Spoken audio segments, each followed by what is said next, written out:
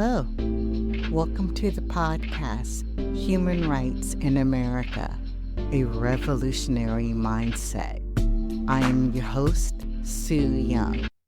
In episode 13 and 14, I talked about DEI, diversity, equity, and inclusion, specifically discussing why DEI programs fail and how we can make them better. Episode 15 was on voting rights history, since we're voting next week for the presidency. Today, I have a surprise. I have my cousin Carilyn Riley here. She's my expert. Hi, Carilyn. Hi, Susie. How are you? I'm doing fine, thank you. Today, we're going to talk about DEI. How does this relate to human rights? Article 1 says all humans are created free and equal. Article 2 says everyone is entitled to the freedoms without limitations according to their race, sex, gender, ethnicity. Ask you, Carilyn, what's your background in DEI? Well, I've dedicated the last 15 years to volunteering for two groups. One has been the Peace Corps and the other was AmeriCorps. And the last 7 years, I've been working with a school, which is a nonprofit organization. I work as the subject matter expert. During my first couple of weeks working there, I realized that the majority of people walking through the door were people of color. There were no people of color addressing their needs and requirements to being a small business entrepreneur. There wasn't anything horrible that was happening. I was just seeing that something was missing from our organization and we needed to work on it. I ended up becoming the DEI ambassador for the Midwest region of SCORE, which has allowed me to implement some wonderful programs that help us understand the definitions of DEI and how it creates a culture of inclusion. Let's just start with the basics. Can you tell me what DEI stands for? DEI stands for diversity, equity, and inclusion. It's a good question because most people are not familiar with what it stands for. Diversity is something that we see every day. Equity is how we give people chances to bring them up to a certain level. And inclusion is about fair play. I define DEI, if you want to take the D, it is look around you. Your whole world is diverse. And that's what we're talking about, taking that diverse world and then allowing everyone to have an equal chance with equity. Ensures fair play. All of us bringing everyone to the table at an equal level. Personally, equity is the most important to me because it seems to tie everything together. For example, years ago, we had a device installed in our conference room to allow one of our colleagues with hearing impairment to participate in the meeting. It's a strong inducer of unification and cohesiveness is what equity is. So this is allowed. Should be allowed for everyone. I just want to clarify for the listeners, diversity, equity, and inclusion, we're not just talking affirmative action. No, the affirmative action was pinpointed for a specific group of individuals. Diversity, equity, and inclusion goes across the board. When you're saying DEI, we're not pointing out a specific group of people. Like you explained, it really applies to everyone and not just a group of people. If you're associated with Black Lives Matter, then you're in this woke culture. It became prevalent. It was brought to light. Let's put it as easy as it is. It was put to light at that point. Companies had to stand up behind it. When the truth is set to you by the TV set and you're looking dead at it and you see what's happening, it changes a lot of people's minds. So I think it started something that will never, I don't think DEI will ever stop. It's kind of like the affirmative action, it doesn't have a curfew or anything. It's just says I'm here. And think DEI is the same way. A lot of companies right now it has become what one would, it's not a very, it doesn't have a good connotation to it. When people hear DEI, they stand up, hair stands up on their back because some individuals feel as though you're pointing fingers, but you're not. Within the culture of inclusion, we explain what DEI means, but we don't live it as DEI. We live it as the culture of inclusion by having modules to teach you how to work with thought starters. And we have thought starters for if there are any confrontations at the company, we can have you go to thought starters and start talking about what the issues are and get them resolved before they become worse. So, and that's how you are going to cure this. It's not to sit back and talk about it all the time. It's actionary. We have to go out. We have to make sure that when there are certain things that are done, need to be approached and they need to be addressed at that time so that we become more inclusive. Do you think DEI is outdated? We know today companies are walking back their support of DEI because it's associated with a different connotation than what it's intended for.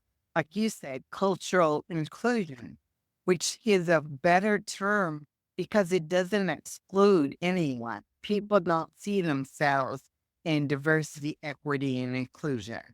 Right? Males don't see themselves.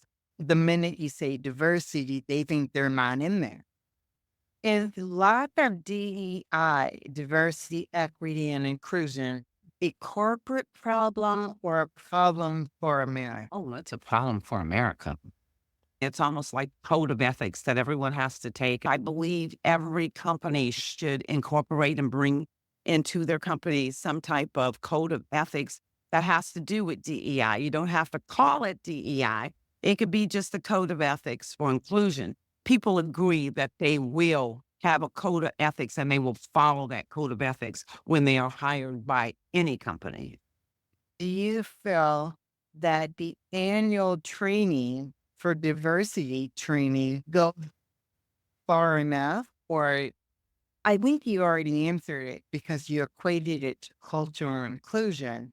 Training would be the moral responsibility for any employee of a corporation, right? I definitely do believe it should be. What it's just going to do is make those working places a better place to be and more comfortable for everyone.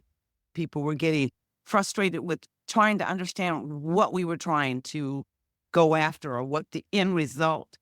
To me, there is no such thing as an end result with diversity, equity, and inclusion. It's something you practice. It's an awareness. It's not something you teach.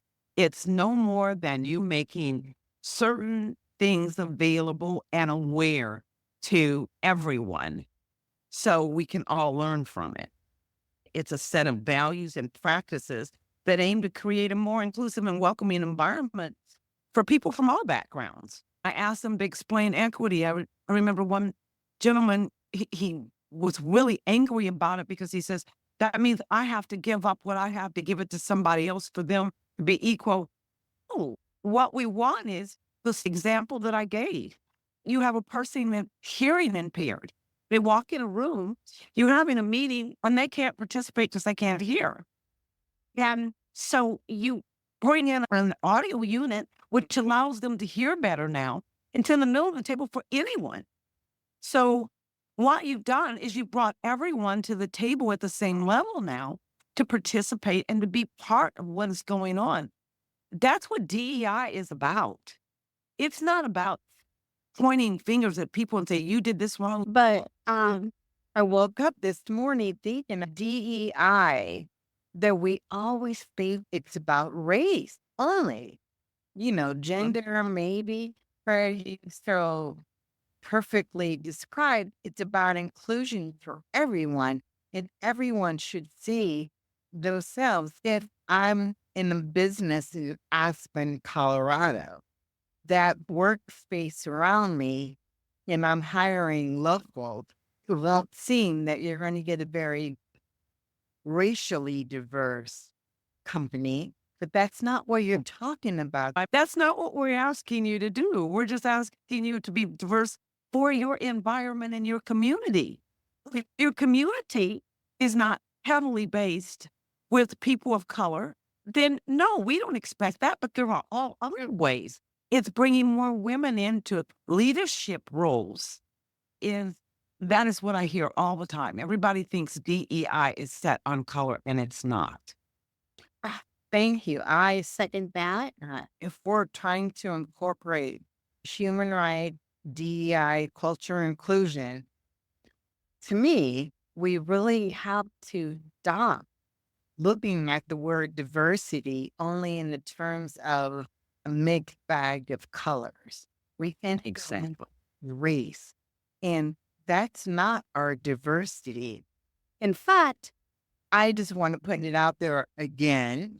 Race is a social construct. It is not scientifically based. And the more we use it in terms of equity, diversity, and inclusion, we perpetuate the very racism that we're trying to overcome. Exactly. I agree with you. So just feeding into the systemic racism. But anyway, We talk about integrating, but we segregate. All of a sudden, we were segregating because we were creating a Black committee and an Asian committee yeah, and a Hispanic committee. And I'm going, hold up. Why don't we just have one big committee that consists of everyone? you're absolutely right, because one of the avenues that companies have taken to try to address this issue is to have employee resource groups, or those affinity groups where you have Hispanic and Blacks and Asians all in different groups, but not the same group. Yes, it's great for having the people that you can relate to. But if you're trying to bring people together, I think having a separate employee resource group really doesn't fulfill that need. Do you have any idea how do we measure success in this? When do you think we mark success with culture inclusion? We mark success when analyzing your data and talking to your employees. Prioritizing inclusion. I agree with you. Successful DEI programs organically happen as soon as you start looking at the right candidate, no matter race, ethnicity, religion, or gender. You select the best candidate. That's going to give you a diverse way of building your company when now biases are eliminated. Right. And in other words, it's very hard to handle unconscious bias in the workplace. So we went out and created what we call thought starters. It takes about 15 minutes to read it. And I've been able to solve many confrontation with our thought starters. So it kind of ties back into what you say, the code of ethics, and when those ethics are broken, you would want to address it immediately. And if people have already signed off to agreeing to cultural inclusion, then you can have those discussions. I truly believe that there is things such as unconscious bias. I didn't know that was a wrong thing to say. I didn't know I was offending anyone. I've heard that more than they didn't. A lot of confrontations have been settled by a simple conversation, simple awareness issues, or things can be rectified very easily with a conversation versus pointing fingers. So, Caroline, before we go, is there any one thing that you want to leave the listeners with, or a reminder, or to reiterate an issue, or anything that you have the last word, so go for it. Good question. Intersectionality of race, gender, and other identities in our work is very important to me. And so I have this list that I always look at, and I remember that I need to listen and learn. And when things come up, it's very important. I have to check my privilege. You have to check that privilege at the door sometimes to understand others. Make space for other people. When you're talking to people, make space, make sure that you're open with them. You've got to think about the people that are around you. You have to be cognizant of what is around you all the time. Who is around you, what's around you, and the words that come out of your mouth. And my takeaway, thanks to you, is that I see DEI now as cultural inclusion, which includes diversity, equity, and inclusion. But cultural inclusion would be at the top. Remember that we're all in this together. Yes, all of us, and not just by race. Additionally, something that really sunk in, DEI is a lifestyle, not just something that we check the boxes for. It's awareness of the people around us and bringing all of them to the table equally. Well, that's a wrap. Thanks, Carilyn, for your insight. I'm going to leave you with a poem by Emily Dickinson, one that I've read before, but I haven't read the whole poem.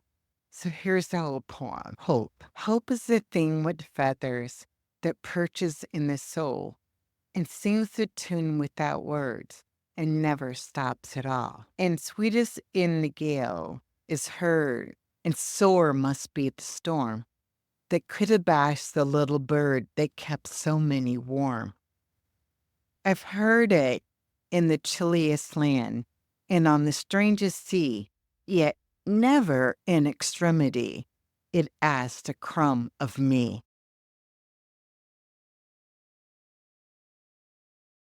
Until next time, be revolutionary, be human.